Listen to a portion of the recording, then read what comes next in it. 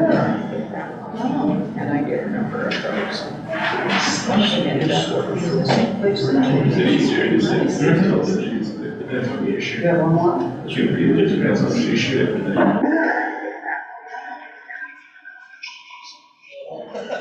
So is anybody online?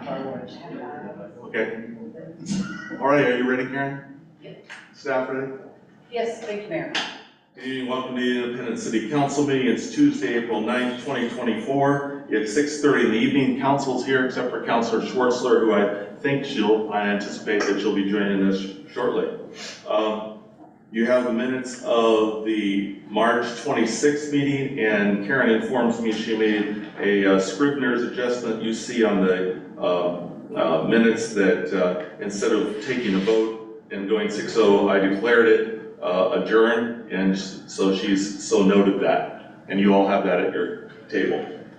With that adjustment, is that okay with everybody? I move to approve the minutes as amended. Second. Have a motion second by Roden. All in favor signify by saying aye. Aye. And opposed, motion carries. Thank you very much. Visitor and public comment. Mr. Klein.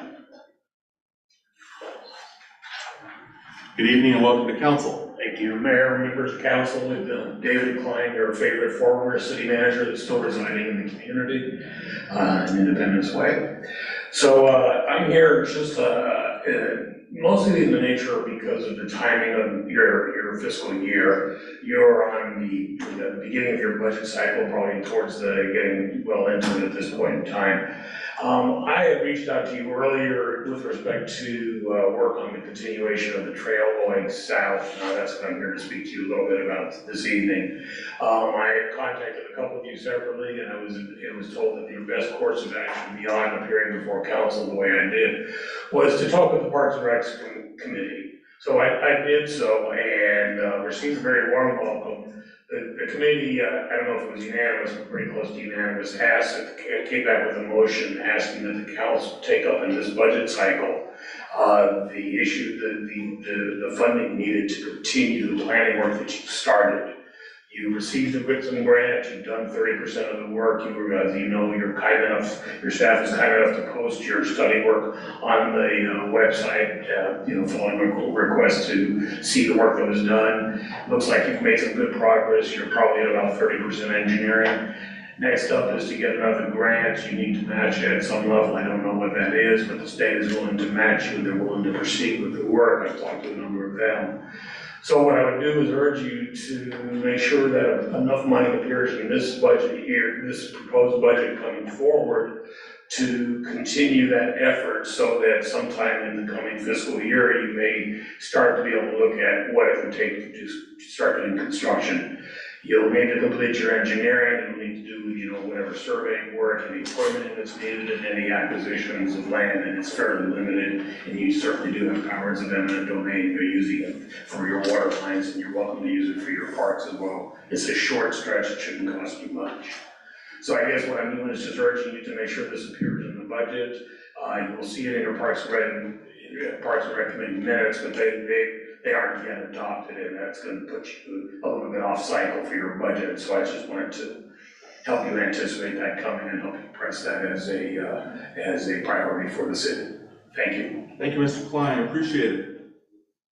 Alrighty, we're going to go into reports, and I get to start off, and I get to do a proclamation declaring Arbor Day. And whereas in 1872 the Nebraska Board of Agriculture established a special day to be set aside for planting trees, and whereas the holiday called Arbor Day was first observed with the planting of more than 1 million trees in Nebraska, and Arbor Day is now observed throughout the nation and the world, and trees can be a solution to combating climate change by reducing erosion of our precious topsoil of our wind and water, cutting heating and cooling costs, moderating the temperature, cleaning the air, producing life-giving oxygen, and providing habitat for wildlife. And trees are a renewable resource, giving us paper, wood for our homes, fuel for our fires, and countless other wood products. And whereas trees in our city increase property values, enhance the economic vitality of business area, and beautify our community, and whereas trees, wherever they're planted, are a source of joy,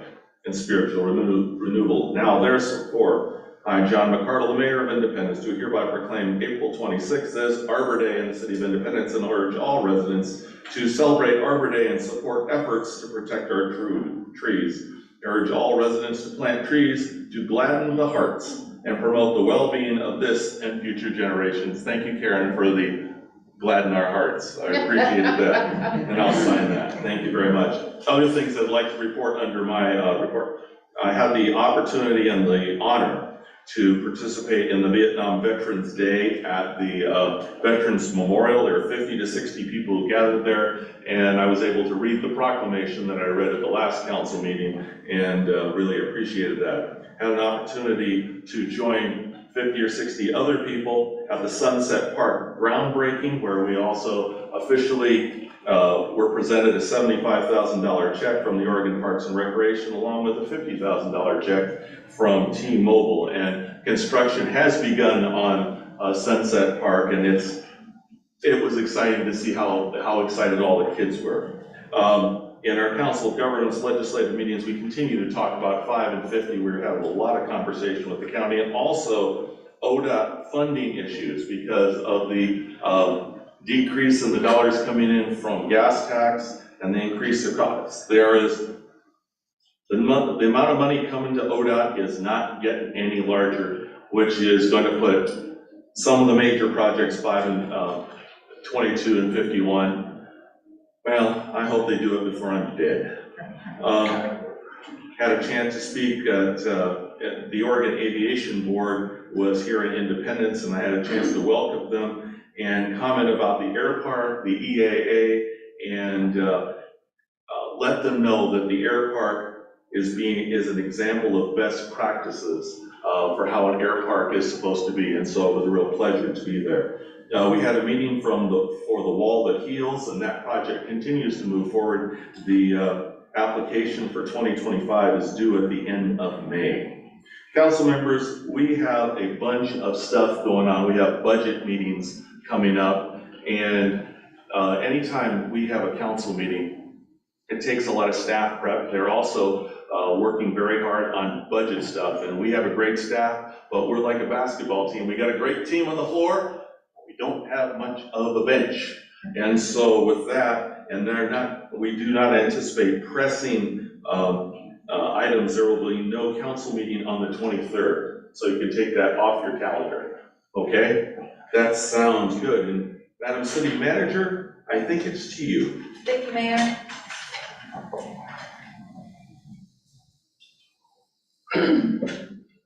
Thank you, Mayor, for the breathing room on the 23rd.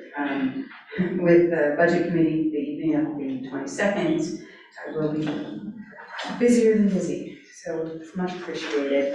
Council, the main issue that I want to talk to you about is the water main incident. We've had a lot of questions, there's a lot of information, and there's still a lot going on from our side. So first, I just want to let you know how proud I am of all of my staff.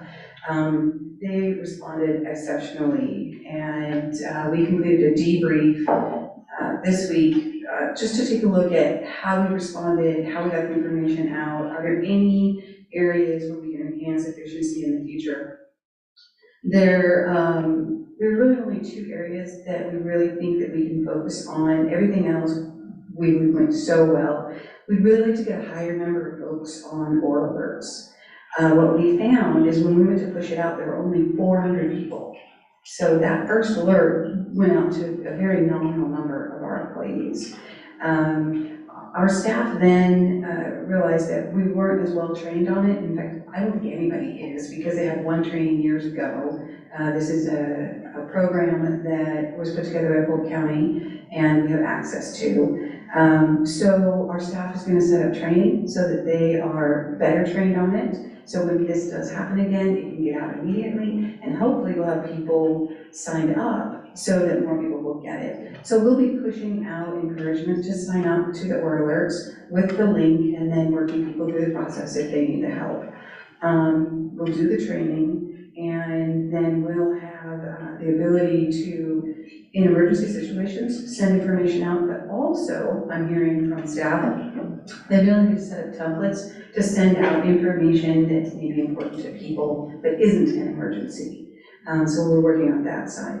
We were blessed that our IT director was able to kind of go in the back door and do some finagling, so the 5 o'clock notice went out to all of the folks in our zip code that we could access. So that went out to over 8,000 people.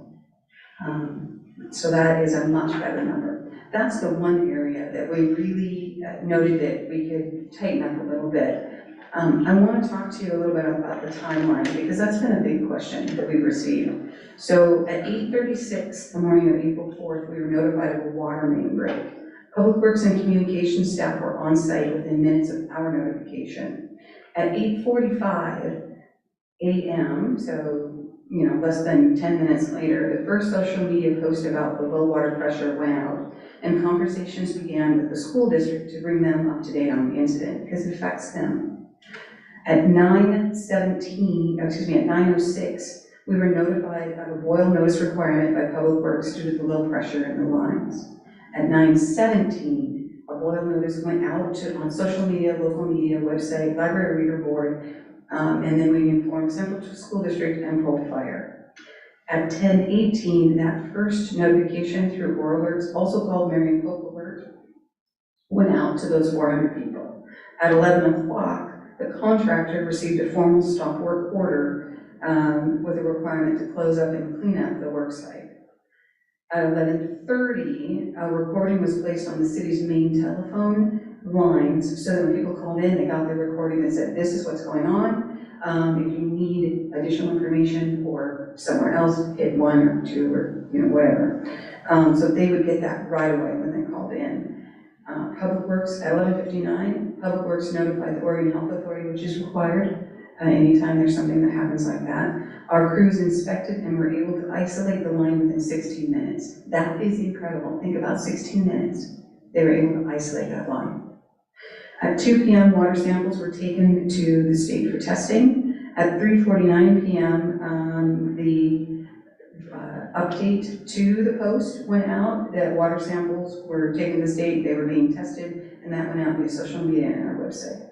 At 5:04, our IT director was able to get in and send out that mass mailing. What we were worried about is that people who were working were going to come home. They weren't going to see the website, they weren't going to see the Facebook post, and they were just going to go about their business, making dinner, feeding the kids, whatever they do. So we really wanted to make sure that notice went out, so when people before they came home and did all of that, they got that notification. Then on April 5, the next morning, we sent out another update letting them know that the water samples were expected that day, and then we would update again as soon as we received them. At 12:50 on April 5th, we received notice of a safety use, and the boil water notice was lifted with messages going out via local media, social media, website, school district, fire district, Oregon Health Authority, library reader board, and since we had access through the Marion Pope or Oral Alerts program. So we were pushing information out as quickly as we could, all of the venues that we could, and we've isolated the ability to get that information out via Oral Alerts. I'm very proud of my staff. That is a lot of work to get done, and I think they did it very, very well. We've also had some other questions about the contractor, and these are questions that we received, and I'm going to read you the question, and then I'm give you the response. And I'm going to start with, was the contractor vetted properly? The contractor met all of the state mandated requirements to perform a public contract. They are licensed, bonded, and insured contractor in the state of Oregon. Did the city hire the contractor at a lower cost without knowing what their experience with big jobs was? Again, I'm reading verbatim. The requirement to use the lowest responsible bidder is state law. Right? State law. Remember, responsible means they're licensed, bonded, insured in the state of Oregon. I'm not going to just tell you I'm reading this verbatim, and this is Gerald's response. Was this contractor a friend of the city? Friend in quotes. This is Gerald. My answer to whoever made this comment is that I am insulted that they would even consider my work at the city as being corrupt, illegal, or immoral. Shame on them for even insinuating it. I don't know the contractor, I've never worked with the contractor before this project. It seems incredulous that within, this is the next question, apologies. It seems incredulous that within a few days, they could have ruptured a natural gas line and broken a water main. They hit a water service, storm main, gas main, and water main. They were warned on the water service and storm main and told after the gas main they would receive a stop work order from our public works director if they hit one more thing. And they did receive a stop work order after hitting the water main. The stop work order is still in effect while our public works director works through the contractual requirements, which is why no work on this project has continued. Why haven't they returned to work? Our public works director is preparing an official letter from the city regarding contract performance that should be delivered by email to them this week. Those are the questions that we've received and that we responded to.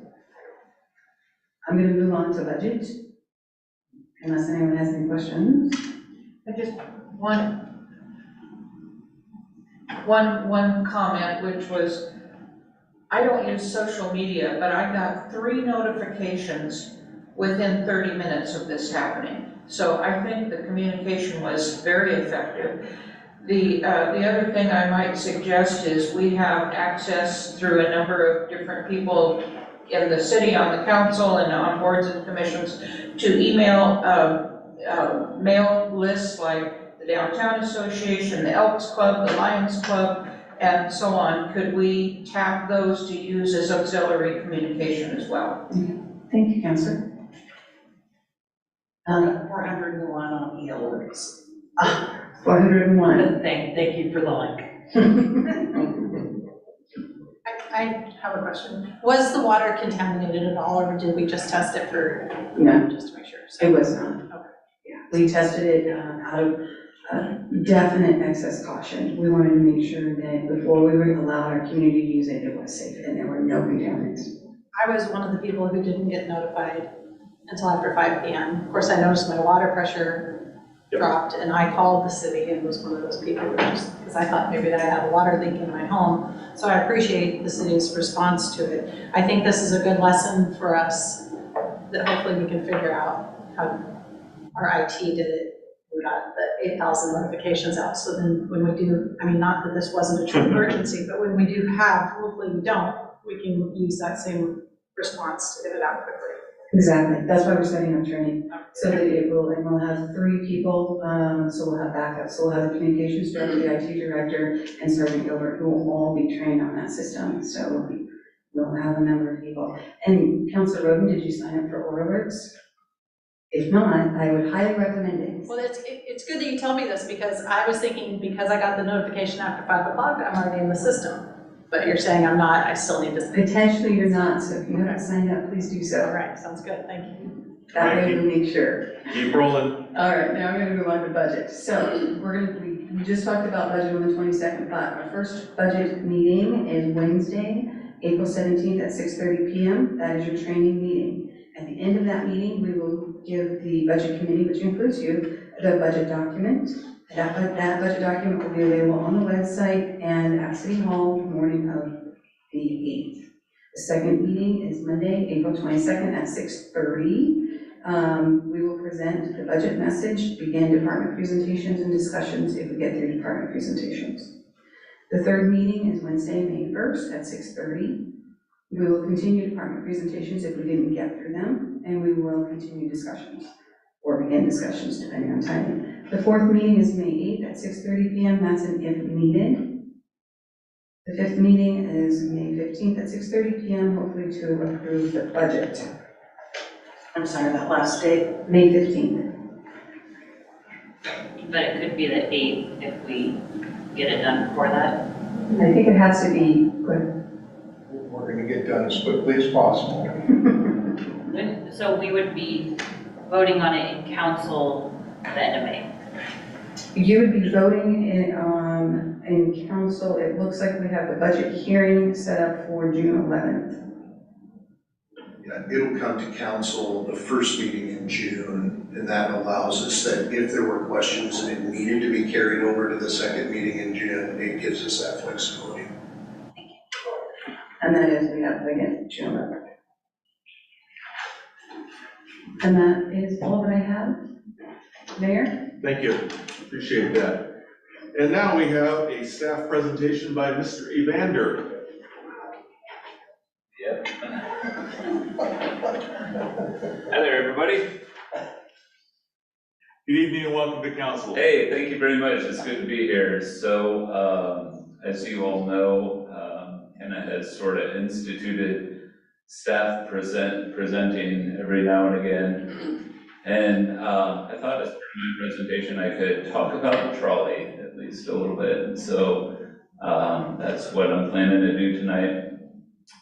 As you all know, the trolley has been in operation just over a year at this point. It was a pilot project funded with ARPA funds, and it was intended to determine the feasibility of running a transit service between these two communities. It grew out of the feasibility study that we did in 2021, which explored how best we do this transit service.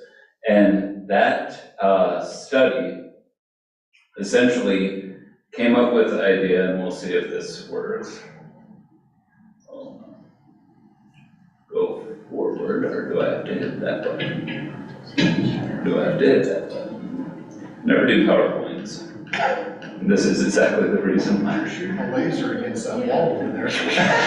That's the laser one. Which one is the? You may have to push the button on your screen to turn it on so you can see. And there we go. Everybody got it? All right. Thank you. Go ahead. All right. So as part of that, can you advance to the next slide for me, Karen? So as part of that study, what we wanted to do was, what we realized was important to do is run straight, fast, and frequent. That is really what we wanted to do. And part of the reason that we came up with this route was we realized that every sort of deviation we do adds time to the route, right? And time all of a sudden means you run less service. And so what we wanted to do was go fast and go frequent. So that really dictated the design of the route.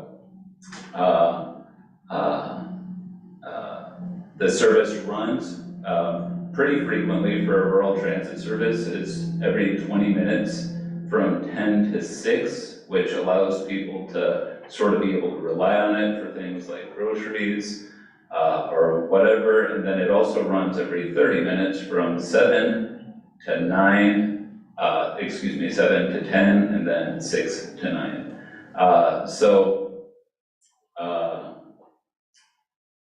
The service also, and we did a survey, and I'll get to the survey in just a little bit, it has the potential to deviate. So we decided to go fast between the two downtowns and to allow people to get off the route, or allow the trolleys to get off the route if people had specific mobility needs. And so it is designed to do that as well.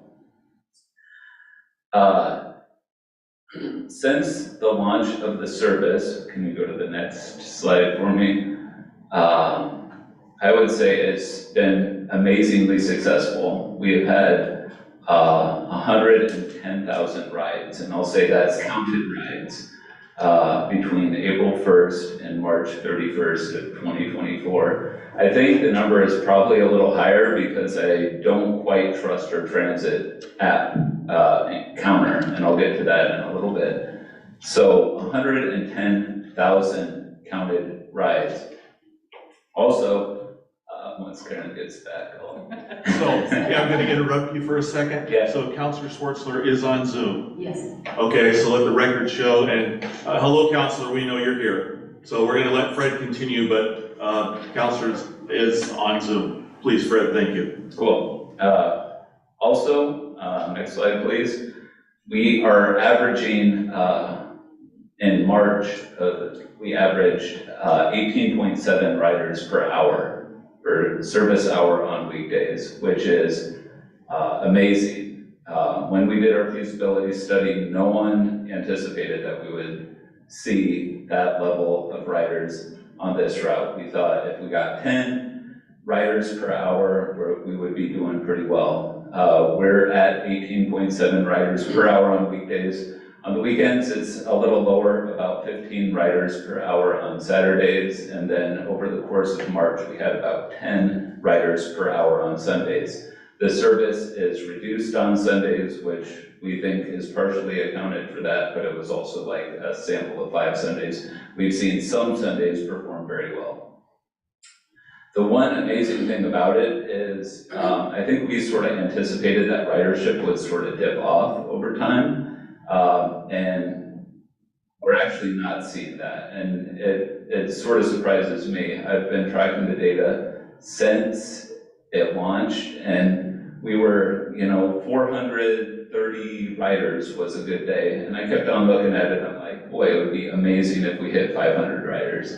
Well, we've hit 500 riders on a day 5 times since March 15th, which that's astounding. If you think about that, 22 service hours a day, that's more than 20 riders per hour. That's performing almost as well as any Chariot's route. Also, next slide, it's been widely embraced by the community, and I think that's the coolest thing to see. Go ahead to the next slide, Karen. We have parents with kids. You see Matt Smucker and his kid there. We have college students. Next slide.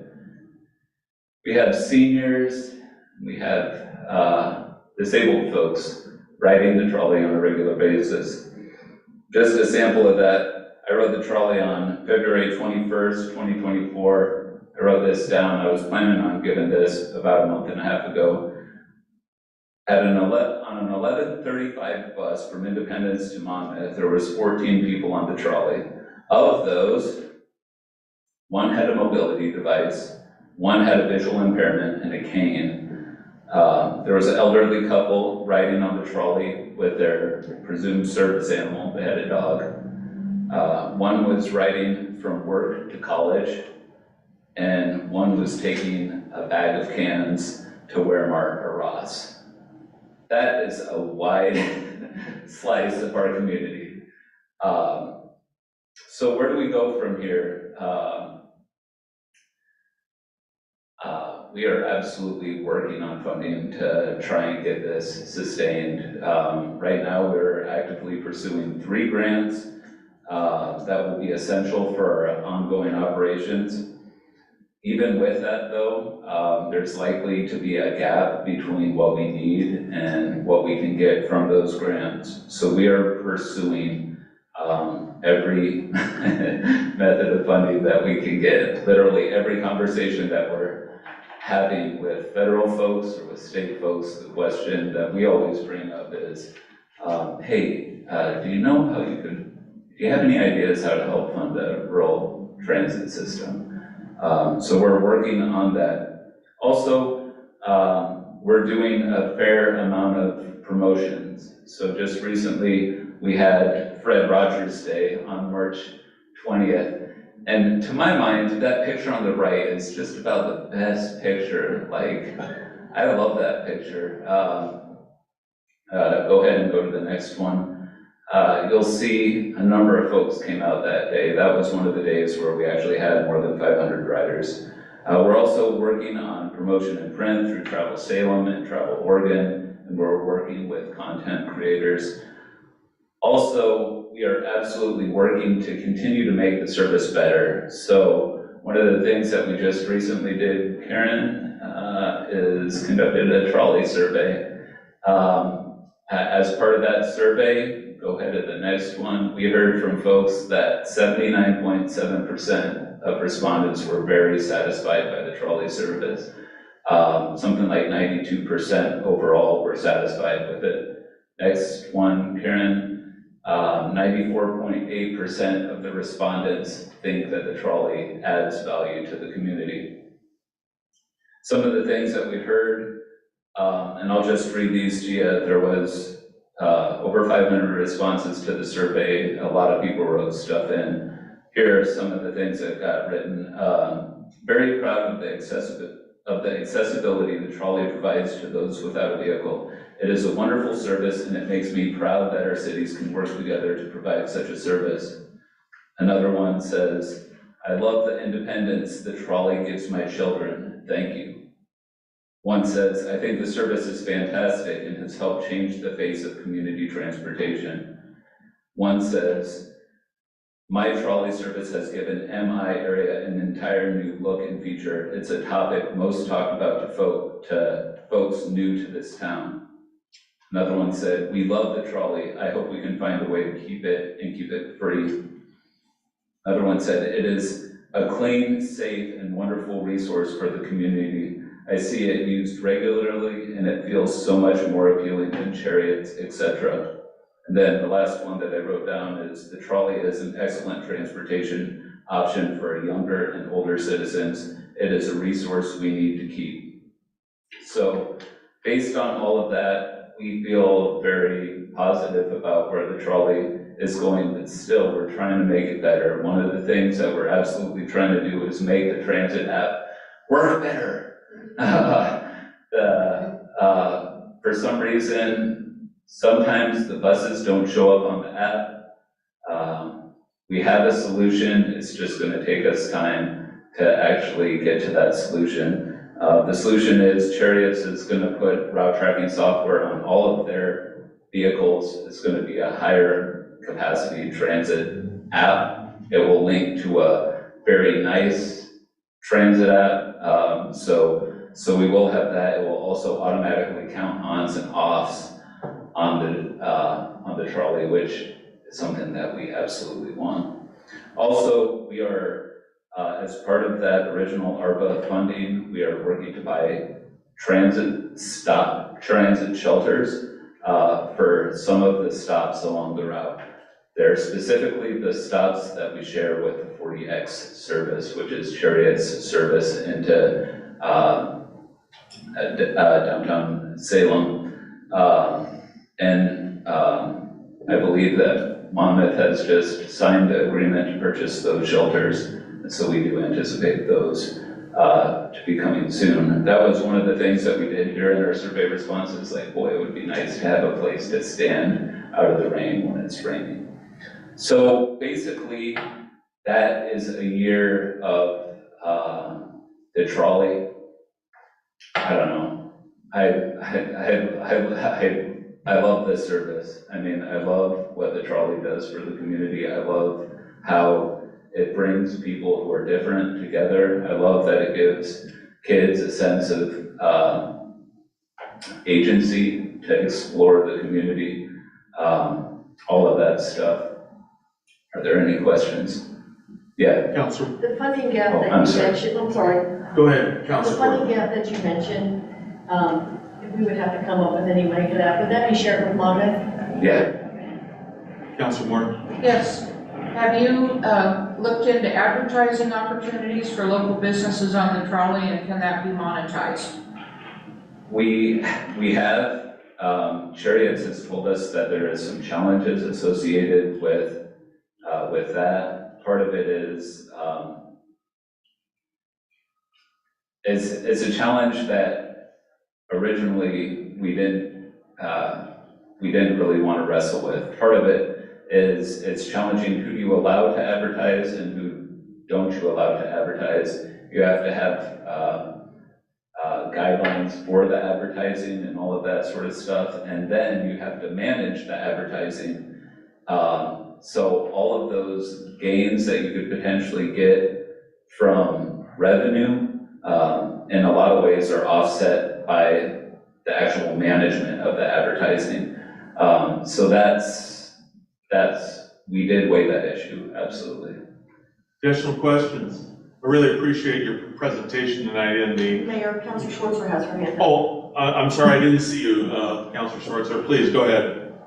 Thank you. Just a quick comment. I've received some very favorable comments from wheelchair users who really appreciate that the trolley is accessible and has been able to provide them with options for getting around town. They did say that depending on where the stops are, sometimes there isn't enough room on the back side of the sidewalk. So when they get off the trolley, they end up rolling off the back of the sidewalk, and in some cases there's a bit of a a bit of an unsafe condition there, so they did request that that gets looked at. But overall, very, very favorable comments from people. Thank you, Councilor. We have heard that comment. Part of it is, I'm gonna take Chariot's response that I've heard them give a few times. It's partially a driver training issue. They're supposed to stop further out when they know that the ramp is gonna be deployed to give folks a longer run to the edge of the sidewalk. That issue will also be addressed partially by some of these shelters and pads that we're pursuing. Chariots is pouring a pad in front of Grocery Outlet, so that will give more run for someone to get out at Grocery Outlet. Also, they're pouring a pad at the Ross, the S-curve stops, so there will be more of a landing for folks to get out at that location as well. Thank you, Mr. Bender, appreciate it. Okay, we're gonna go on to new business. We have a public hearing to amend the Independence Development Code, and that means I get to read a script. This evening, we'll have a public hearing on legislative amendment LA 2023-16 to consider amendments to the Independence Development Code related to the standards for reducing minimum lot sizes to 4,500 square feet. The City Council will make a final decision based on the complete record, including testimony received at tonight's public hearing. These proceedings will be recorded. This hearing will be held in accordance with the land use procedures required by the city and the state of Oregon. This is a type 4 legislative procedure. Beginning with the public hearing tonight, staff will identify the applicable substantive criteria from the city's comprehensive plan and/or state of Oregon statewide planning goals. For anyone wishing to speak, you're asked to use the speaker cards that are provided. When called upon, you must be recognized and you state your name and address for the record. Before we begin, do any councilors wish to declare an actual or potential conflict of interest in this matter? I don't see anybody flagging me. Okay, we're moving forward. I'll now open the hearing for LA 2023-06 Development Code Amendment, Subchapter 7, Variances, Subsection 70.2.021, Standards for reducing a minimum lot size to 4,500 square feet. May I have the staff report, please? You betcha.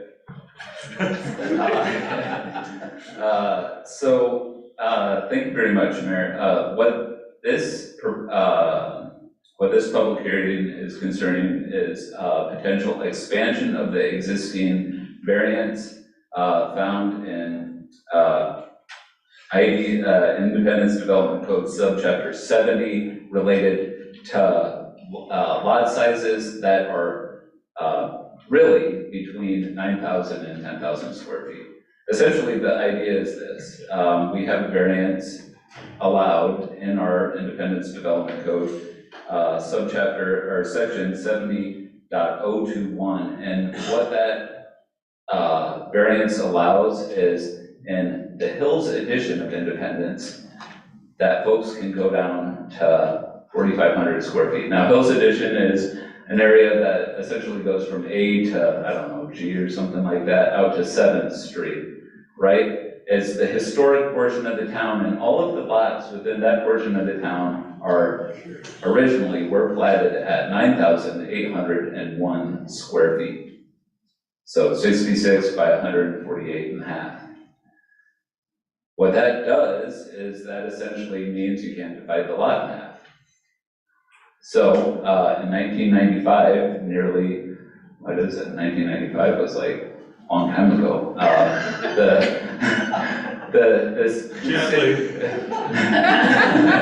Keep rolling.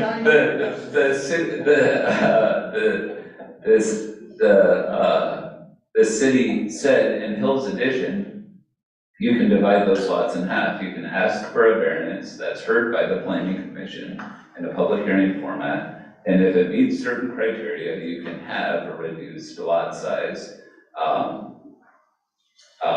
What this would do is expand this out to other areas that are very similar in nature. Two of them are right on the edge of Hills Edition. Collins Edition, Patterson's Edition, or Hall's Edition and Patterson's Edition both have the exact same lot size. And so,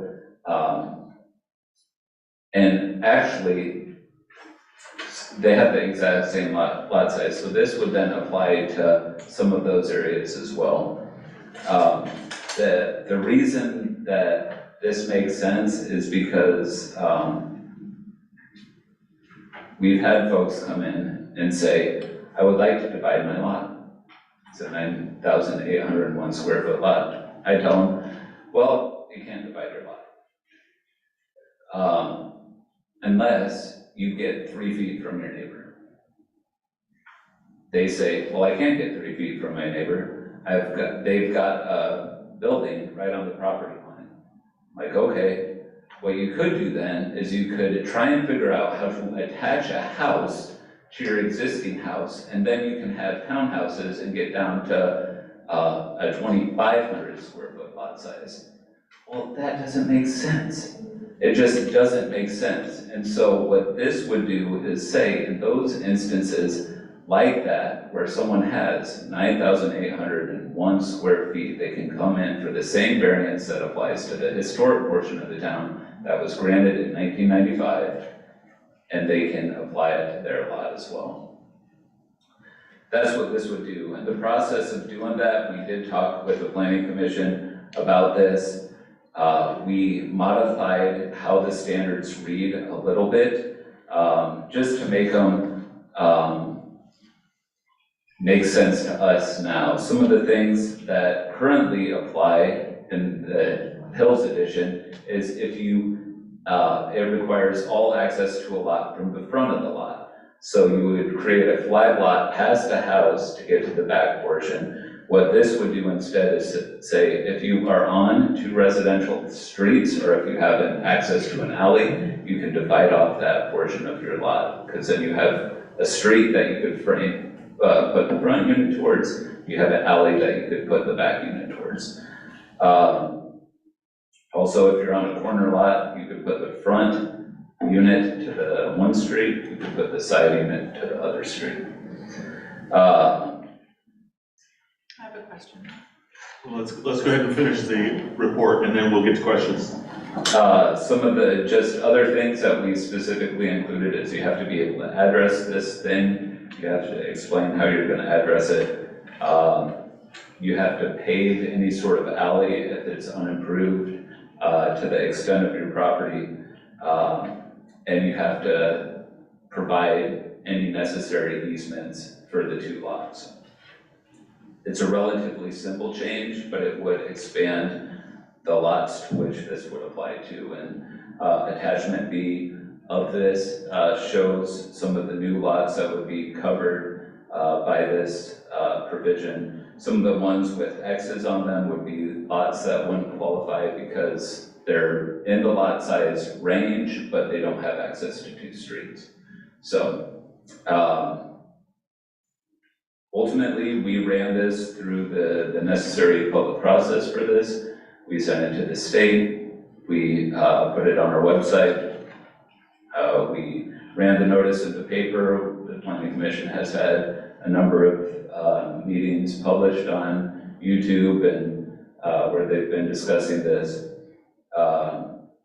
As part of this, we have not heard any feedback from folks about this proposal. Some of the concerns that folks might have include their neighbor doing something. Well, they will have the opportunity to come and talk to the Planning Commission about any sort of concerns that they would have about a specific application. Based on all of that stuff, my recommendation and Planning Commission's recommendation is to approve this.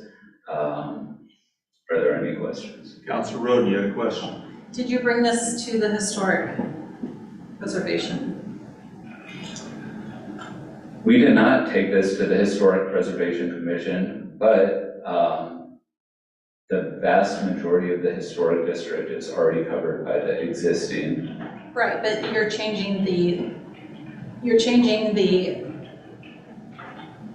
level of difficulty it would be that it used to be to change the historic neighborhood. Now you've made it so where we couldn't divide a lot because we couldn't build in the alley. Now that you're now that you're adding this to it, you've changed the whole context of what the historic community looks like, because now anybody can change how small our lot sizes are. So you've taken this process and you've made it appear that all we're doing is just expanding it to 2 other zones, but that's not the case. If you read what you've redlined in this entire packet, you're changing the whole process of how people divide property, and you're changing what our historic neighborhoods look like by doing this. And I don't feel like we're being honest or truthful or transparent with this whole thing when what we say is we're just trying to include these 2 other communities, but we're not. We're changing the whole historic neighborhood with this.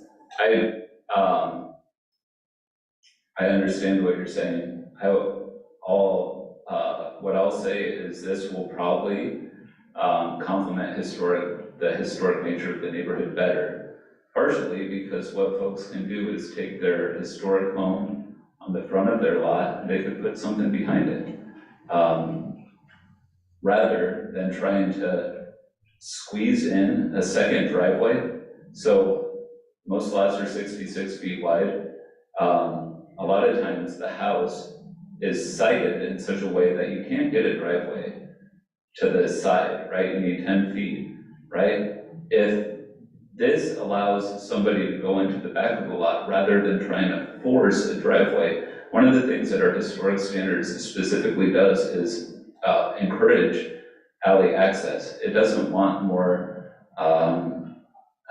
things like driveways in the front of houses. So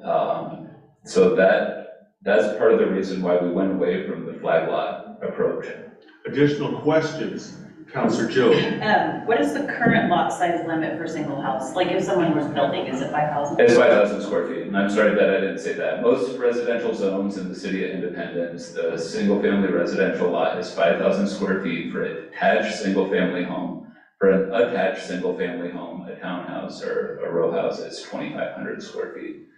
And the southwest portion of town is actually 3,500 square feet. Are you coming to us to change that as well? No. Not today, but are you going to ask to No. reduce that? Okay. And then, so the new builds, so if you allow the subdivision of these lots, the new build is not going to be historic home. Are there rules about making it look historic or? Yeah, absolutely. So we have a set of residential design standards in our Independence Development Code subchapter 19. We also have anything in the historic district. We have historic residential overlay we have standards for for residential development in the historic district. And so some of those say, go look at the residential design standards, but other things say like, don't do something that's way taller than anything around you. Some of it says like, look at the setbacks that you have around you. So there is sort of the look at the larger neighborhood as part of those historic standards. But isn't it written in the code, in the historic code, it's written in the code that it only applies to the forward-facing street design. So like in a historic home, you can change you're gonna have to change the historic code then so that it's not, applies to an alley dwelling. No, I was seeing if he was here. One of the folks that comes to these meetings sometimes just recently put an accessory dwelling unit at the back of his house. And as part of that, he had to go through Historic Preservation Commission. He had to meet our residential design standards, and he will tell you that through that process, his house design changed. There's more windows towards the alley, all of that stuff. This would be required to meet similar things. Additional questions? Yes. Please, Councilor Morton. I am intrigued by Councilor Roden's observation. Has the Historic Commission been advised of this change at all? No, they haven't. It seems like that would be one of the steps that should be taken here, not necessarily to suggest change of any codes or any standards, but because it does affect And not entirely, but a great deal of it affects the historic district, and it might be nice to have their weigh in on that too. Okay, I guess part of the reason, I didn't think of that is, because the Hills edition, where the variance applies right now is largely the historic district. Counselor Job, you had a question? Additional questions? Okay, I don't see anybody having turned in anything that they want to be on public testimony. So without objection, I'm going to close the hearing and the record. Thank you, Karen. Okay, how would you like to proceed here? And first, a question, Karen. I just want to make sure I'm in the right place. Do we have to, the first option is we accept the report and then we go to the ordinance, is that correct? Thank you. So, council members? Can I motion to table this until after the Historic Preservation Committee weighs in on it? You can move, you can move to table. That is a second. Motion table is non-debatable. I have a parliamentary question for my city manager. Is motion table with a with a referral? I'm looking. Can I do? Karen, you're better parliamentary than I am in many ways. Without objection, we're going to rule that's going to be part of the table. Okay. And anybody object to that, to my ruling to that? I think if we do that, Well, wait a minute, it's non-debatable. I'm only asking whether I can add the proviso of when, and so we will do that. Okay, all in favor of wanting to table the motion, signify by saying aye. Aye. And motion, and opposed. Nay. And Councilor Schwartzler? I'm in favor. Okay, so that is, the motion table passes 4-2 with Schwartzler and Kaur in opposition, is that correct? No. Schwarzer said she was in favor. Okay, excuse me, so so Councilor Kaur is the only one opposed to the table, is that correct? Yes. Okay, so we're tabled. And we'll wait to hear back from so that negates the next item on the agenda. And so we're going to keep moving forward. Let me get to my agenda here. So we're going to move on to 7.4. Is that correct? Yes. Okay. 7.3. No, point. 7.4, you're right. Yeah, 7.4. Mr. Evander, I guess we get you again. That's right. You want to read your,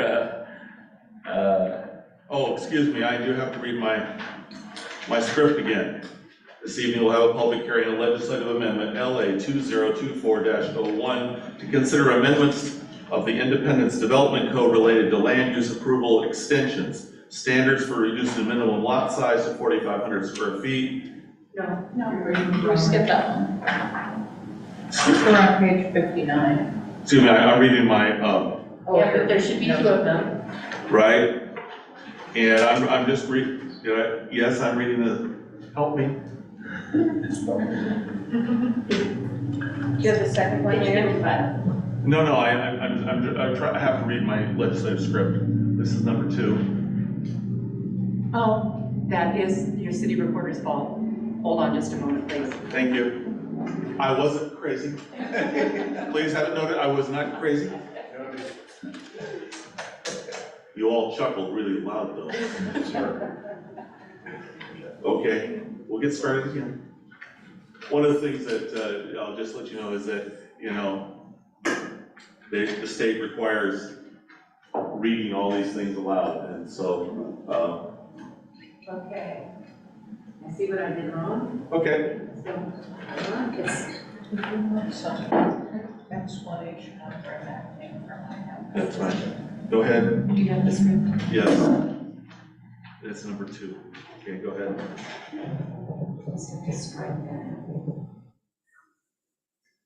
Okay? All right, I'll start again. now that I'm not crazy. Okay, John, giving the script, take 2. This evening, we'll have a public hearing on legislative amendment LA 202401 to consider amendments to the Independence Development Code related to land use approval extensions. The City Council will make a final decision based on the complete record, including the testimony received tonight's public hearing. These proceedings will be recorded. This hearing will be held in accordance with the land use provisions required by the city and the state of Oregon. This is a type 4 legislative procedure. At the beginning of the public hearing tonight, staff will identify the applicable substantive criteria from the city's comprehensive plan and/or state of Oregon statewide planning goals. For anybody wishing to speak, we're asking you to use the speaker card that is provided. When you're called upon to speak, you must be recognized and you must state your name and address for the public record. Before we begin, does any councilor wish to declare an actual or potential conflict of interest in this matter? Does anybody have one? I hear and see no one. So I'm going to open the hearing on LA 2024-01 Development Code Amendment, Subchapter 11, Administrative Provisions, Subchapter 60, Plan Unit Development, Subchapter 70, Variances, Subchapter 71, Conditional Use, Subchapter 80, Site Design Review, Subchapter 90, and Subdivision Requirements. May we have the staff report, please? You bet. Thank you very much. Again, Fred Evander here, presenting this proposed change to the extension process for land use approvals. Currently, the city has land use approvals in tons of different places of our development code, and it has land use extensions in various places of our code. What it does too is it doesn't establish a uniform process, and so what happens is some land use approvals never expire, like historic preservation, while other land use applications never have a chance to even be renewed. Some fall in between, like subdivision applications, site design review, all of that sort of stuff. So what this would do is establish a consistent process for land use approval extensions for type 1 permits, which are typically reviewed by a city staff. It would be a 1-year approval with a 1-year extension. For type 2 proposals, it would be a 2-year approval followed by a 1-year extension, and there would be no cap on the number of extensions that could be allowed. What would happen though is every year when they're seeking that extension, they would have to meet certain criteria to qualify for the extension. Those are listed in the code.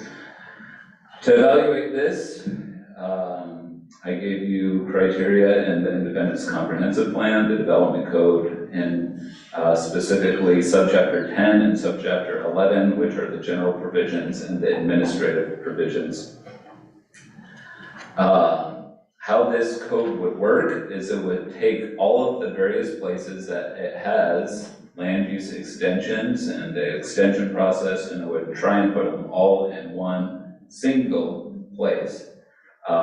I included subchapter 11 for your reference, so you could take a look at where it would be at.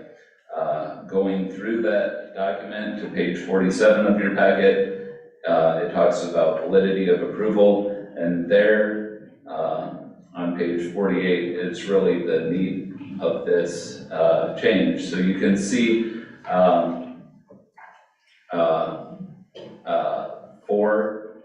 it establishes the validity. So for type 1 proposals, it would be 1 year from the date of approval. For type 2 proposals, 2 years from the date of approval.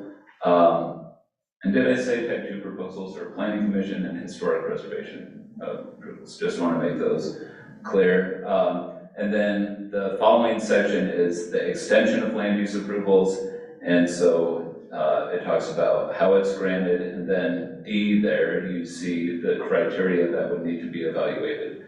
It has to be filed no later than 45 days prior to expiration. It needs to be in substantial conformance with the originally approved plan, and no substantive changes could have occurred to the code that would render the original decision invalid or not in conformance with that code. So, I mean, an example of that, say somebody gets a subdivision approval, they have a certain lot size, they're going forward, all of a sudden we realize, oh man, that's a perfect site for commercial development, or oh geez, that would have been the perfect place for industrial. We go in, we change the zoning to industrial or commercial, their land use permit is near to expire, they come back in with an extension, we look at the code and we say, I'm sorry, we just changed the code, we cannot grant this extension based at this point. They would still have had their 2 years plus however many extensions that they would have been legally granted, but it would no longer be in substantial conformance with the code. Hopefully that makes sense. Seems like maybe it's not. Go ahead and finish up and then we'll get to questions. All right. So the rest of the code then is all of this stuff to take the various portions out of the code and just make them consistent with that simple framework in subchapter 11. The process of doing that, I will note, there was one section that I inadvertently missed. I missed it because there's something just like it right after. So I'm not asking you to approve it tonight. I would ask you to, there's one more change to be included. So as the ordinance is being considered, I'll ask you folks to include this as well. And then we can make sure that the ordinance reflects that. So I'll give you folks this. Go ahead and hand it down, and then Karen will grab one. Literally, I just missed it because there's a portion right after that talks about the land use approval extension. So basically, we ran this through the same process that we run every land use change through, or the majority of land use changes through. We sent it to the state. We had it on our website. The Planning Commission talked about it in multiple meetings. Based on all of that stuff, I would recommend that you folks approve this. So with that change that I handed out, you could either do that tonight or at your next regularly scheduled meeting. I'm going to ask a clarification question here on the document.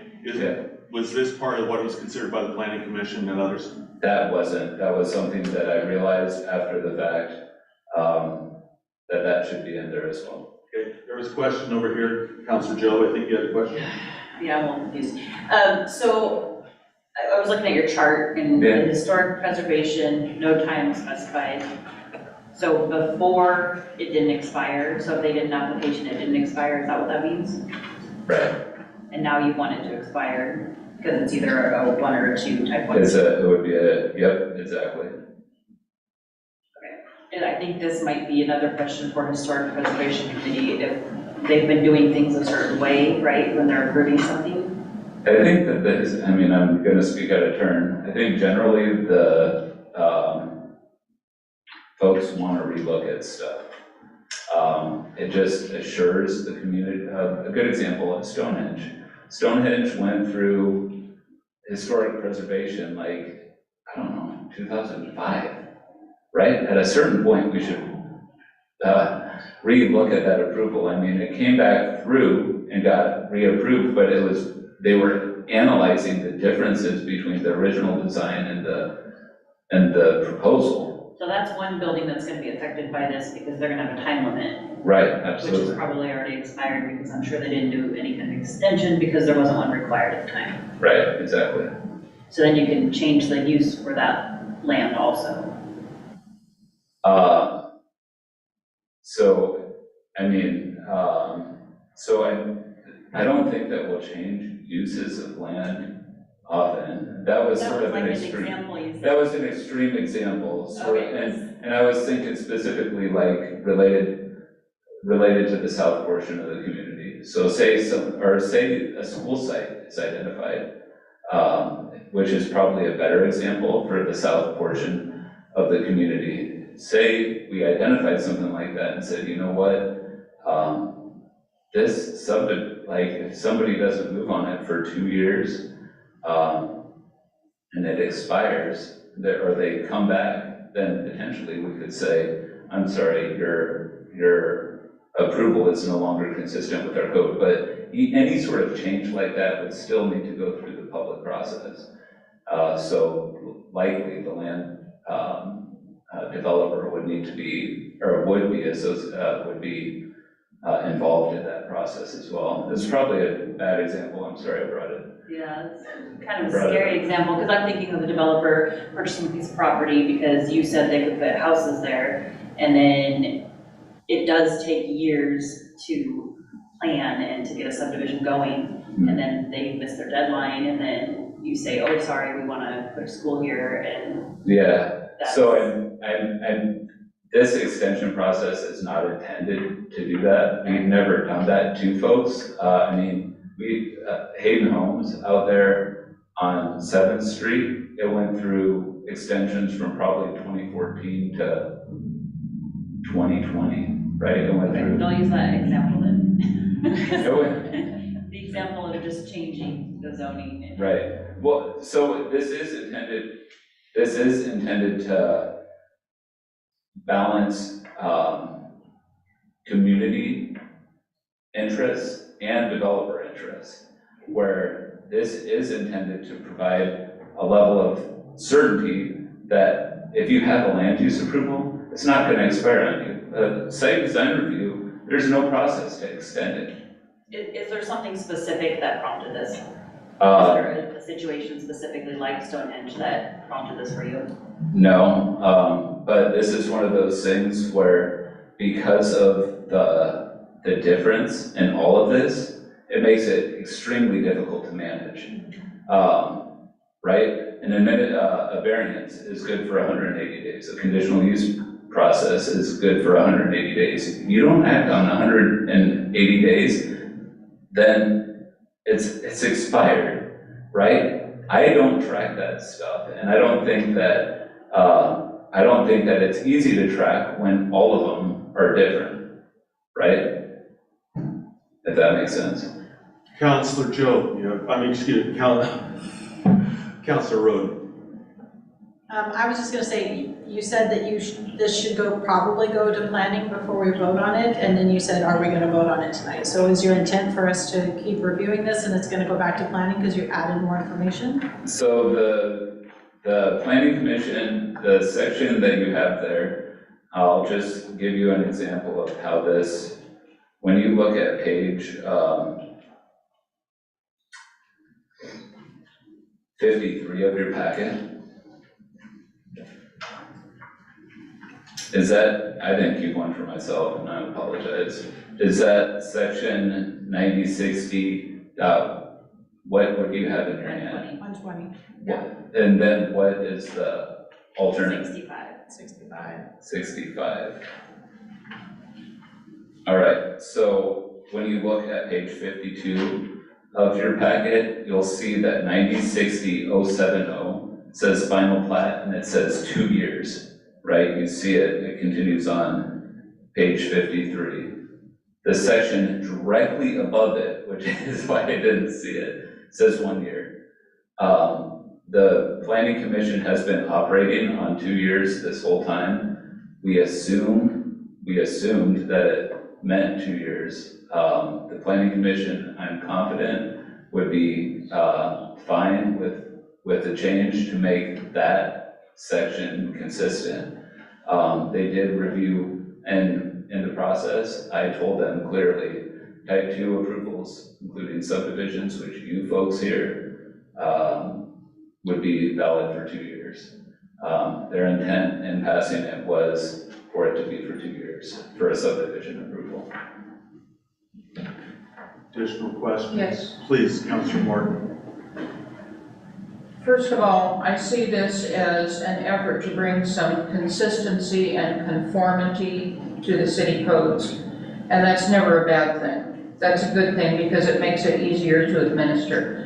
I am assuming that if this changes anything for anybody who is currently in the process, that there will be appropriate notification. You bet. And is there any project that's out there right now that might be considered under threat because of these changes?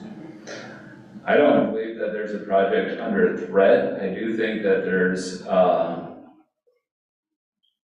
don't believe that there's a project under threat.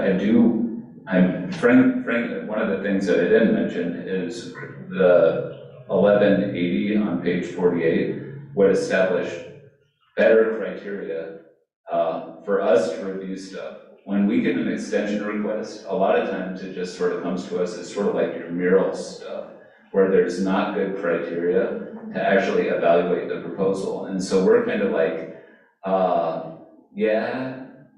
it doesn't specifically say in the code that there's been no zoning change. It doesn't say anything like that. And so we're just kind of like, it seems okay. This would give the planning commission, or me, if I'm granting the extension, much clearer criteria to evaluate the proposal. And finally, my understanding is that this body sets policy, not the planning commission. And so as long as the planning commission, the last decision we made was because we felt that it was right for the historic commission to have a weigh-in. But in this case, we're setting the policy, and that would affect the planning commission as a matter of course. But again, I think consistency and conformity is very important. Additional questions for the presenter? Okay, thank you. This is a action item, and what do you want to do? I move to approve legislative amendment 2024-01, which amends the Independence Development Code relating to land use extension approvals, together with the supporting findings set forth in the staff report. Second. I have a motion and a second. Clarification is, are we including the additional paper here? Brett? I would recommend it, yeah. Is that? Yes, that's appropriate. You'll need to amend them to add it into the motion there, yeah. Right, that's what I'm doing. So is that acceptable That's to you? acceptable. And, Yes. okay, it's by the motion, maker of the motion and the second are both agreed, so this is included in the motion. Is there discussion? Okay, all in favor signify. Wait a minute, this is an ordinance, like is it? This is the land use decision first, and then you'll go to the. All right, all in favor signify by saying aye. Aye. And opposed? Motion carries. I'm gonna say opposed. I feel weird about the historic preservation committee thing. Okay, so, Counselor Job is in opposition, so motion carries. Now we go on to, help me out here, Karen, where am I? I've got an ordinance, is that page 55? Yes, and so, almost, but, sorry.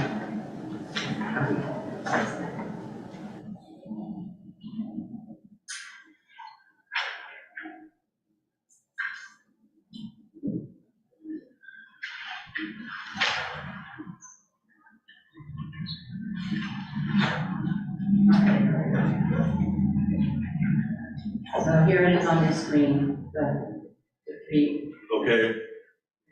All right, we have the three motions, and if somebody would like to do that, I appreciate it. I move to read the proposed ordinance, Council Bill 2024-03, in full as the text is contained in the council packet for the first time. Second. A motion, second discussion. All in favor signify by saying aye. Aye. And Aye. opposed? Okay, Counselor Job is opposed. Motion carries. Since it was not unanimous, we'll bring this back for second and final reading at the next meeting, okay? Alrighty, next item here is, here we have a presentation on a supplemental budget and a presentation, I think, first, and there'll be opportunity to comment. Stitchin, good evening. Good evening. All right. Good evening, Mayor and Council. I'm here to present to you a supplemental budget for the museum receiving an unexpected donation to purchase a computer. The supplemental budget provides the authority for us to spend that money. And also the general fund equipment vehicle reserve fund is no longer in use and its remaining funds are being closed to the facility/vehicle repair and replacement fund. If there are no questions, then we will proceed to a public hearing. I have one question, Mayor. Go ahead. The $1,500 donation, was that from a patron or did that come from an organization? It came from the Heritage Society. Okay, I'm aware of another society donation of $4,000. Have we accounted for that? I'm not aware of that donation. Okay, well, I'll just leave that for you to check out then. Okay. So if there are no questions for the presenter, there is a chance for public comment. Is there any public comment related to this? I don't see anybody jumping up and down. So this is an action item. Go ahead. I move that the council approve resolution number 24-1604 to amend the fiscal year 2023-24 adopted budget.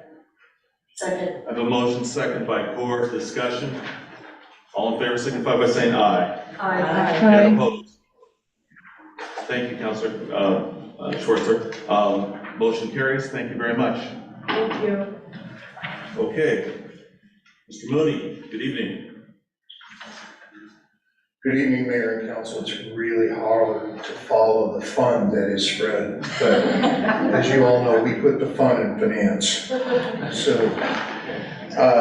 I'm here tonight to present budget transfers to address a handful of situations where the budget as adopted doesn't really align with what actually has happened in the general fund. And budget law allows us to make these adjustments. So first of all, we're looking at an adjustment in the general fund where we would transfer appropriation to account for a part-time building inspector in the building inspection department that was not anticipated when the budget was adopted, but the development activity throughout the year has required this individual to basically stay on with that department. And the general fund share of additional personal services costs, as well as materials and services costs related to professional service contracts throughout the year. Those adjustments will be offset by a reduction in general fund contingency. Then within the grants fund, proper classification of our grants writer as a contractor means that we need to move the appropriation from personnel services where it was budgeted to materials and services where it's more properly accounted for. And then in the facilities and vehicles repair and replacement fund, we're asking for an increase in the capital appropriations related to outfitting of a police vehicle that was not anticipated and an offsetting reduction in contingency in that fund.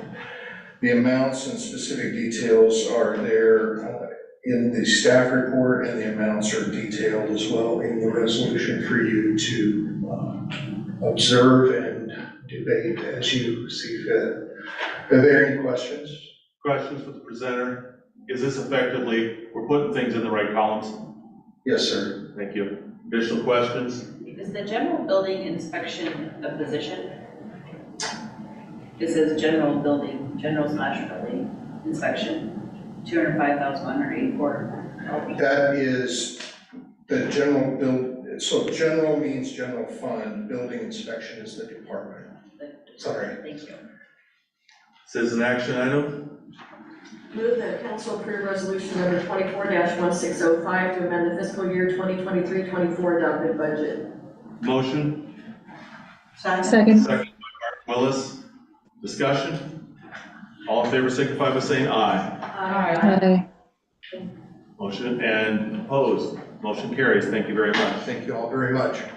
We have, the next item is 7.7, and that's going to be carried by our city manager. We have material that was put on your desk. And city manager will carry this from here. Thank you, Mayor. I'm going to go a little more into depth because Councilor Schwartz, being by Zoom, hasn't had the opportunity to see this.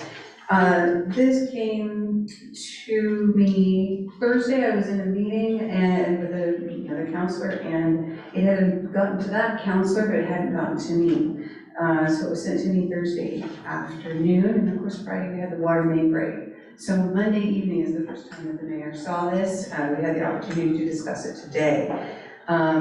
What we're talking about is a request for authority for the mayor to sign a letter of support on behalf of the City of Independence. That letter is from Church at the Park, and it relates to, they received some funding from an agency, and they have been moving forward, but not moving forward as quickly as the agency would like. And a part of that, of course, is because of the work that they do.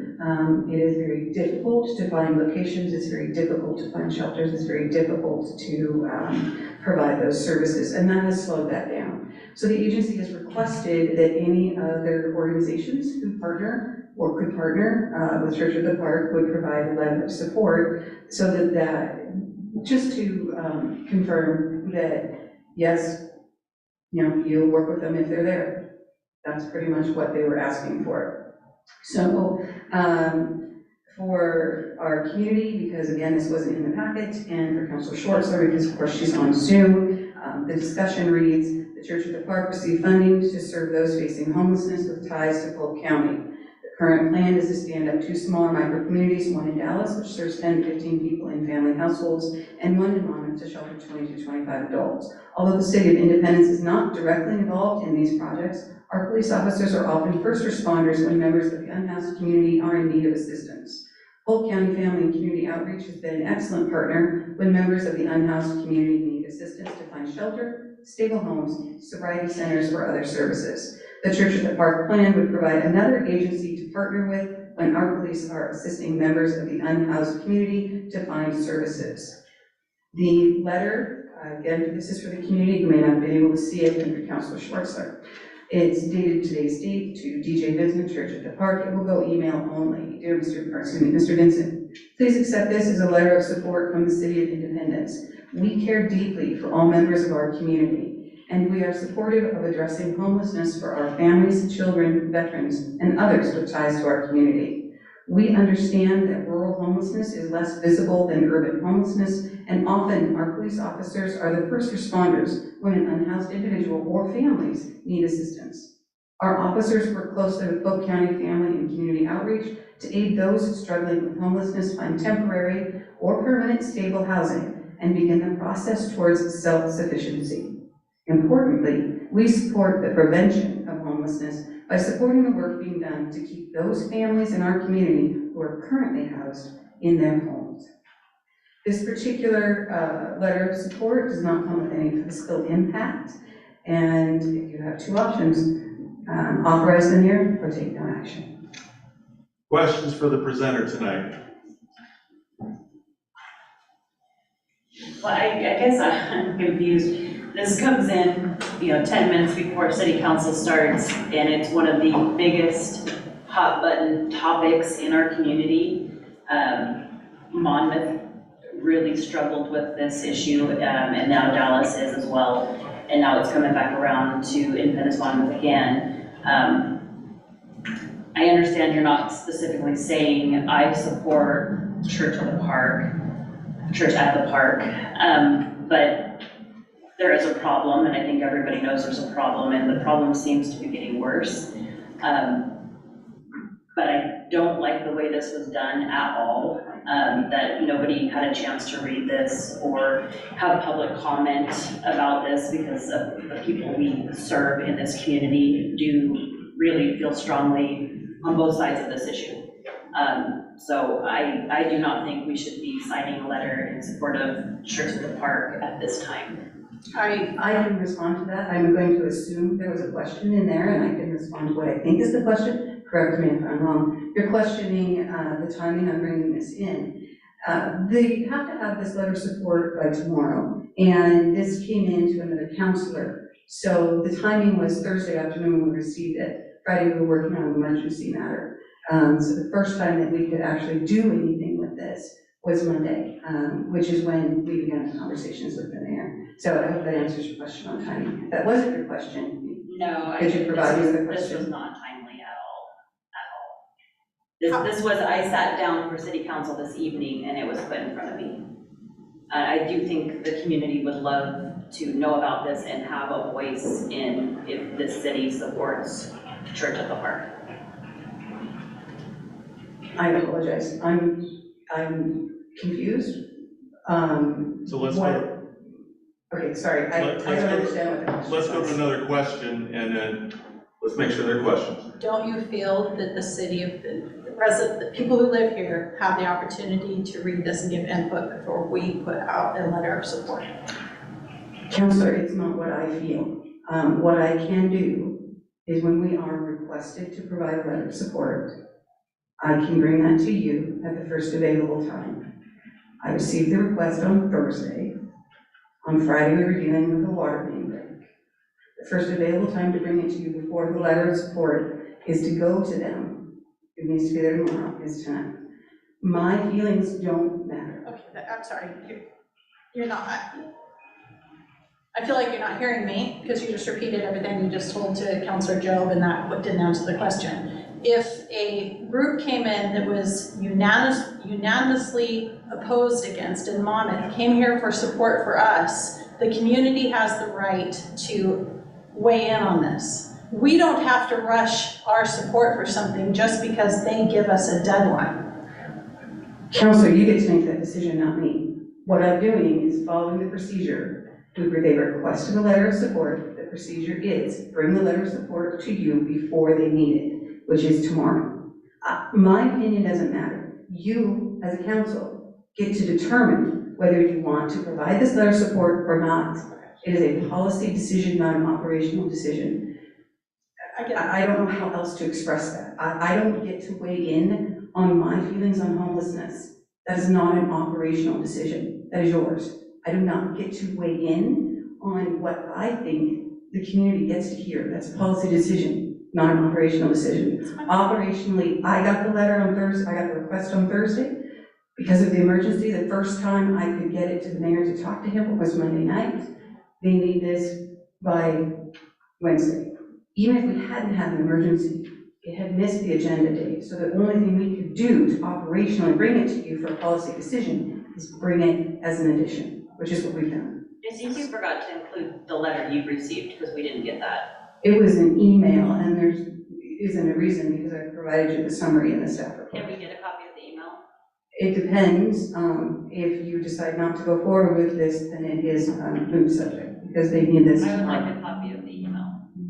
You can have a copy of the email. So I move we dismiss this and do not send this letter of support. There is a motion Second. and a second. Is there a discussion? Yes. Yes. Well, Counselor Martin Willis. So I, first of all, just for clarity and transparency, the email came to me. And I then forwarded it to our city manager. And basically, said, does the city want to do, something? And the letter came to you because you're a representative on the city. Yes, and the email came to me because I am the representative from this council to the Mid-Willamette Valley Homelessness Alliance. As a member of that organization, I felt that it was appropriate that this body would continue to support the work to prevent and reduce and hopefully someday eliminate homelessness in our community. I've certainly heard a lot from some of our counselors regarding things that they have witnessed because of an unsheltered presence in our community. So I would think that those same voices would support the work that an organization is doing to try to eliminate that issue in our community and help our unsheltered neighbors. And I'd like to add Counselor, to that, hold on. Go ahead. Counselor Roden. So I have been to the meetings against Church at the Park. I've looked at their budget. Their budget is millions of dollars, where 90% of it goes to overhead and administrative costs, and 10% actually goes to the people that they serve. They go into communities, they get money, they build these shelters, and then they abandon them. And they go on to another and get more resources, more funding, and they abandon them. All it does is increase the amount of homelessness, drug use, city disruption, everywhere Church in the Park is gone. And that's why we had hundreds of people stand up at the senior center in Monmouth and oppose this group. And when I went to talk to Mr. Vincent to see if maybe I was interpreting something wrong in this, he laughs in my face. He laughs in community members' faces, doesn't take anybody seriously, like we could object to this. And I do not feel that anything Church at the Park puts into place is going to prevent homelessness. I feel like a lot of money goes to their overhead and doesn't actually go to help anybody. So I don't know why in a million years that we would support an organization whose background is proven to not be functional to get people off the streets and to provide accountability in homeless shelters in our community. And I could talk all night long on this if I think it would stop this from going forward. I would be totally happy with doing that. But for us to come here, sweep this on the desks moments before City Council and not get people in the community of Independence here to talk about how they feel about Church in the Park and how disruptive they've been to us in our place, and then to throw it in my face that because I don't like homelessness on the streets, that I wouldn't support just any organization that says they're going to help, I think that's ridiculous. This organization has a proven track record of not doing what they said they would do. I cannot think that we would support anything like this. Thank you. Counselor? Your perceptions are absolutely incorrect. Look at their budget. Look at their What? budget. Wait a minute. It is Wait a minute. totally Wait a minute. My turn. Have you toured any of their facilities? Yes. Have you visited with any of them? Yes. No, No, you've not. that's a rhetorical question. We're gonna go one at a time. Counselor Curry, you have the floor. Please. Don't act like I'm not Clap. educated in this. They do that all the time. You guys Counselor, act like I have no Counselor, idea what I'm talking about. Counselor, please. Counselor Court. We are partners in Paths, which is an organization that helps deal with homelessness in our rural community. Church in the Park has been a valued member in the Marion Polk region in dealing with homelessness and getting people into positions of self-sufficiency. I think it is incredibly narrow-minded that we say, no, we're not going to support an organization. We are members of the Homeless Alliance. We have been members of the Homeless Alliance since its beginnings, and they do have a proven track record, and I think it's really important that if you have any doubts about it, that you thoroughly visit, investigate, and speak to people about it. I'm absolutely in support of this because, quite frankly, Church in the Park is one of the only organizations that stood up that has a plan. And we need to get somewhere with this, and writing the letter of support does not deny anybody the opportunity to say yes or no to this. Church in the Park has held numerous forums in Polk County, have spoken to numerous people. The community has had their opportunities to give their opinions of this and talk to them in more detail, but it is not our place to say, you know, we are not going to support an effort that's ongoing. This is an effort that has been successful in Salem, and I think would be successful in Polk County. If you have any interest whatsoever in this issue, I've mentioned numerous times in this forum that Homeless Alliance meetings are public meetings. Participate. Ask your questions in those meetings, talk to the experts. The people that make up the Homeless Alliance are the people who do this work day to day. And they're the experts in the field, they know what's best. And I think you have a very, very narrow vision of what's going on, Councilor. Thank you. So, this moment, Karen, could you put up Counselor Schwartzler's picture here? Because I can't see if she's raising it. She has her hand raised, and so I'm going to call on Counselor Schwartzler. Yes, thank you. Just more of a comment. I am in support of this because there aren't any other organizations that are stepping forward in such a way of trying to find a solution to something that is very, very tricky, very difficult. Nobody has a clear path forward, but I do appreciate that they are stepping forward and trying to find a solution. And I see that our show of a letter of support is for helping to find that solution. We're not obligating funding, we're not obligating any other resources, but I do think it's important that our city signals that we are in support of trying to find a solution to this problem that is affecting everybody. Councilor Roden. So if they've been so successful, why do they need this letter of support in such urgent, so urgently? As I understand, Mayor, may I? You may. As I understand it, there have been several barriers to their ability to move forward, including the inability to find a location that folks have not come out in mass and fought against. And please, if I may, Mayor, if Councilor Corbu was involved early on, if you have other things to add, or Councilor Martin Willis, they are much more involved than I am, so I'm at a very high level. I will give you what I know, but they may know more. But those barriers have stopped them from moving forward as quickly as they would have liked, and the provider of the grant just wants to make sure that they can continue to move forward. That's my understanding, and I'm looking to the right.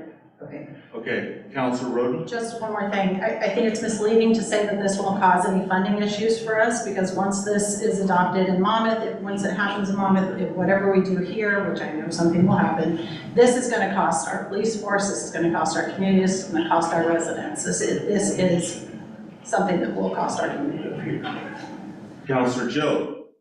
One of my issues with this is the low barrier or zero barrier, and I don't think the city should get behind all of that, because they're wanting to put this in residential areas, which we have registered sex offenders, we have drugs and alcohol, and making it a no barrier shelter in a residential neighborhood. I mean, we're seeing it already in Dallas when they purchase the property and the property values are going down, people are struggling to sell their homes in the area because they're trying to get out.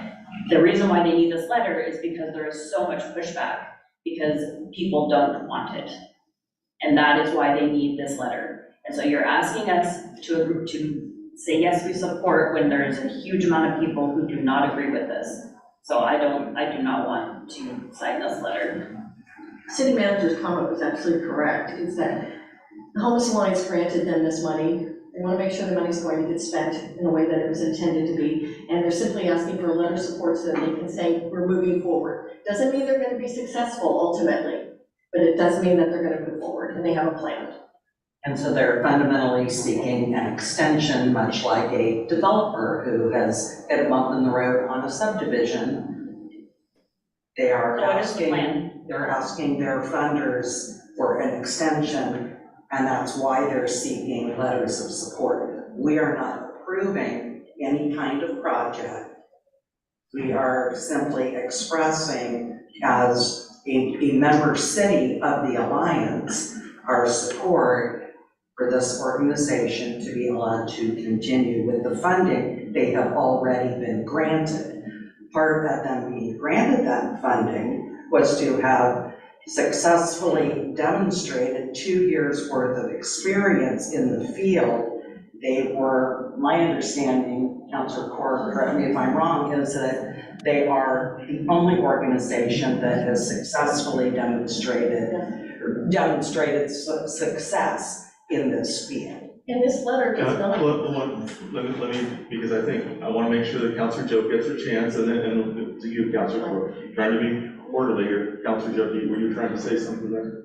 No, I think I've said what I need to say. I think it's absolutely ridiculous. This came to us as we sat down tonight, and you're wanting us to do this, and some of us do not want to agree to this because we don't support Church at the Park.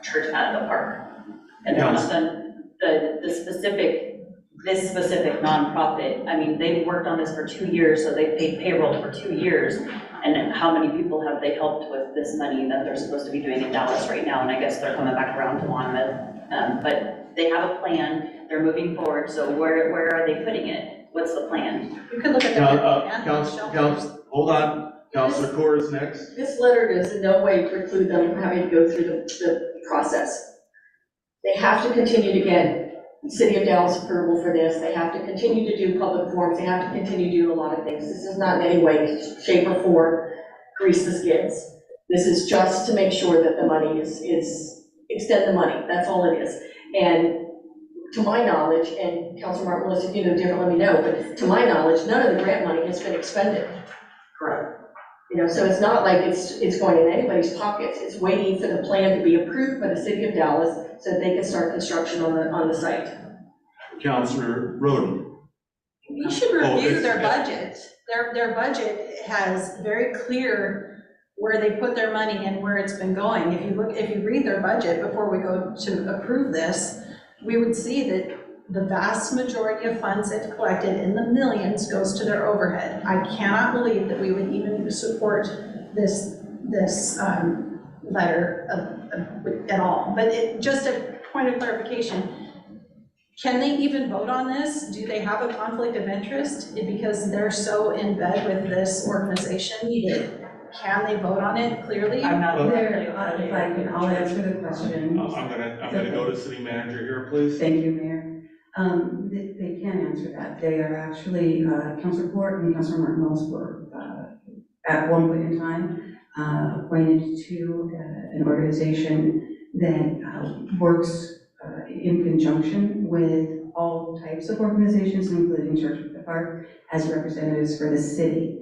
They are not working with Church of the Park. They're getting nothing from Church of the Park. They were simply working with organizations who work alongside Church of the Park. So there's no issue with that, really. So they're volunteers with, just like any other organization. Appointed by the city to the agency as a representative of the city, correct?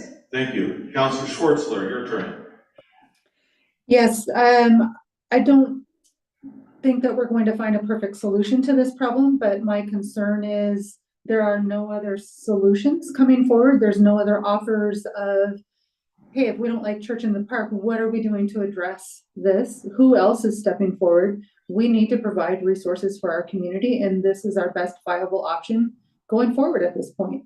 I don't like the idea that we would just say we don't support anything. We need to step up as a community, and we need to help solve this problem, whatever that looks like. So I am in favor of this. I do think that we should move forward with it. Is there anybody who has anything new they'd like to say? Yes. Councilor Roden. Nobody on here, okay, so I'll just speak for myself.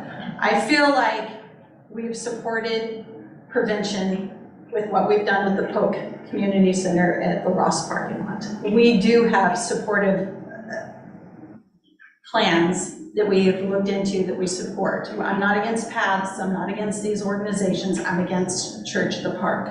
I'm against what they've stood for, I'm against what they've done, and to come forth and say, oh, well, there's no other option, so we might as well go with this bad one. I can't imagine why that sounds like an argument that we would want to put forth to our community. Additional comments from anybody? Councilor Morton. Just a very small suggestion. Could we do a little wordsmithing on this endorsement, and instead of saying, please accept this as a letter of support from the City of Independence, to add in a phrase that says, please accept this as a letter of support of a solution to homelessness from the City of Independence. Then we're supporting the concept, not the organization. But then we're supporting no barrier shelters. That just makes it even worse. I'm going to look at the. We can, Mayor, if that was a motion, there would need to be a second. What's a motion? There was a motion. There was a motion, made a motion. Oh, sorry, that would be an amendment And it was to not support. to not support, right? I lost track. But the discussion has been going on so long, I don't know if we would have to have the motion restated and. Oh, then I will Why don't Okay, people well- that agree with this sign their own letter and send it in? Because I don't think on behalf of the City of Independence, this is right. I think if you want to do it as the mayor, go for it. You want to do it as councilor, go for it. All right, let me roll back. Karen, if I'm correct, it's been going on long enough, we need to restate the motion. Correct. Okay, so. Restate that motion. So, and the motion was to, I don't recall what the motion was now. Well, put forth the motion that if this letter is to be. Hold on. Karen, did you take the motion down? Well, I wasn't able to get the entire wording, but it was big Councilor Roden moved not to support this and not provide a letter of support. Okay, so that's, is everybody agree that's the motion? Okay, we have that, that's the motion, and the seconder was Joe, and so you agree with that, that the presentation of that motion I is think we correct? should add it in that everybody can go ahead. Let's do this We motion have- and we you have can to have do the this. I'll second. make a new motion then. No, not yet. Do you accept how it was presented, how Councilor Roden's motion was presented, because we were trying to restate? Yes, I do not want to sign this letter. Okay, so we've had discussion. All in favor of the motion to not send the letter, say aye. Aye. And that's Roden and Joe. All opposed to that motion, say aye. Aye. That's 4-2, the motion is defeated. So, Councilor Joe, your motion. I motion to have people individually send their letters if that's what they want to do. I do not think that we should do a letter on behalf of the entire city of Independence. Second. I have a motion and a second. Is there further discussion? All in favor of that motion, say aye. Aye. That's Job and Roden, yes. All opposed, say aye. Aye. That's four. Motion is defeated. I would like a motion that states that we can send this letter on in support of the city, but please write on there that Councilor Don Roden opposes this letter. I think I'm gonna rule that one out of order because the only action that individual councilors have here is as a body. And as a body, whenever we vote, we are as a body doing that. So I'm gonna rule that one out of order. I understand your intent. If someone else would like to make a motion. I make a motion to authorize the mayor to sign the attached letter of support. Second? I have a motion and a second. Is there further discussion?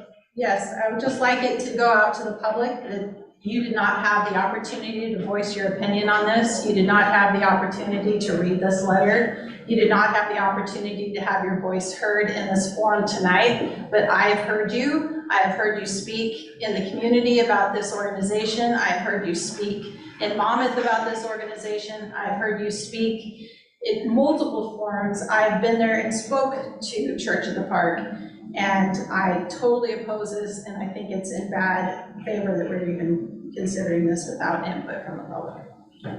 Additional comments? Okay, all in favor of the motion signify by saying aye. Aye. And opposed. Opposed. And I have no's from Roden and Joe. Okay, motion carries. Thank you. Thank you, Council. Okay.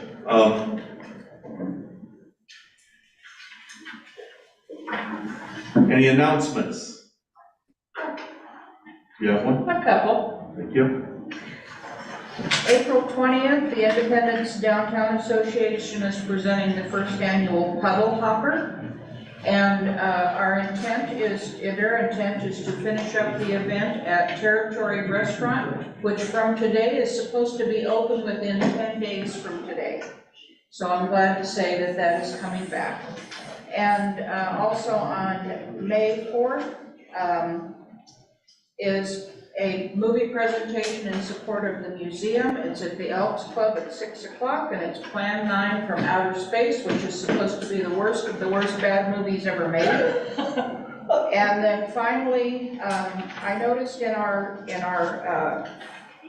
council coming events on the agenda on the last page of our packet, it has persistently and consistently mentioned a joint meeting with the City of Monmouth Council, and I'd like to suggest that that be considered with more determination. Thank you. Additional announcements? Someone would adjourn the meeting. To adjourn. All in favor? Aye. Thank you very much. Have a pleasant evening.